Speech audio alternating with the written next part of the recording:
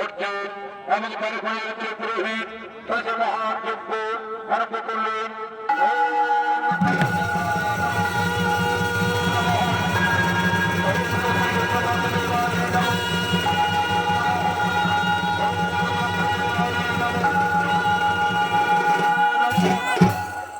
মহাযজ্ঞে সিদ্ধার্থের প্রজাবাসীগণ আনন্দিত হয়েছেন। দেশের প্রজাবাসীগণ আসছেন সেই যজ্ঞস্থলে আনন্দ দেওয়ার জন্য।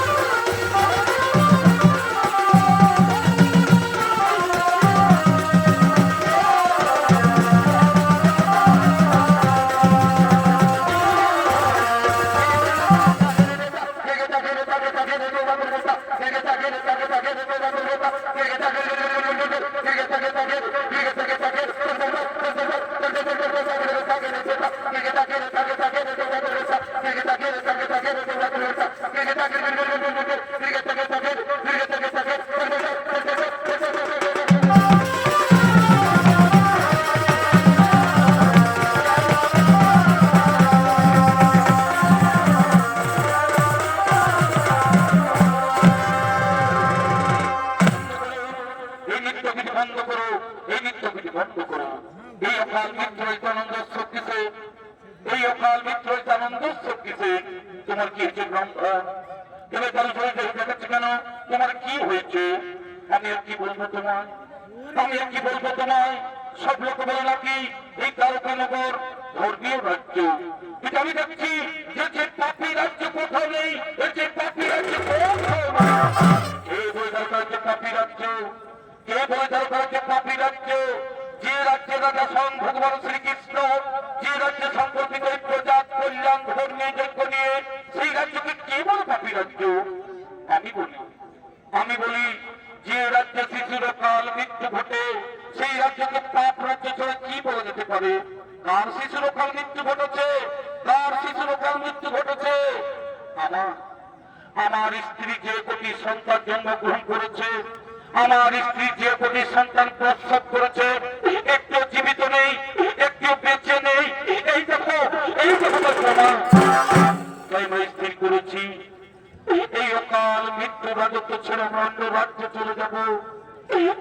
তোমাদের প্রজা কল্যাণ ধর্মীয় যজ্ঞ নিয়ে এই পাপ রাজত্বে কেউ আর বসবাস করবে না, এই পাপ রাজত্বে কেউ আর বসবাস করবে না।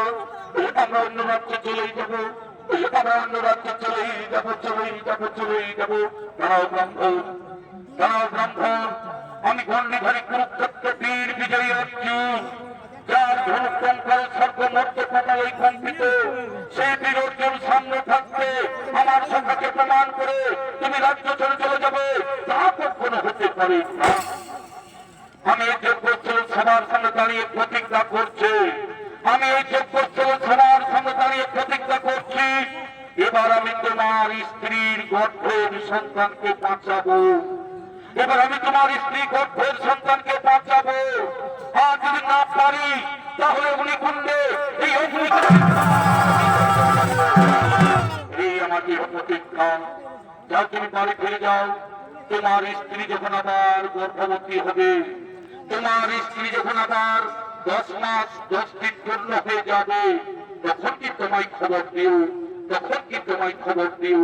ঠিক আছে, আমি তোমার কথা মতো বাড়ি চলেই যাচ্ছি, আমি তোমার কথা মতো বাড়ি চলেই যাচ্ছি।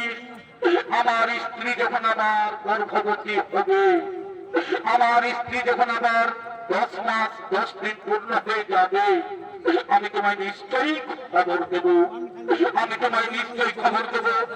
আমি তোমার কথা মতো চলেই যাচ্ছি, চলেই যাচ্ছি, চলেই যাচ্ছি, চলেই যাচ্ছি।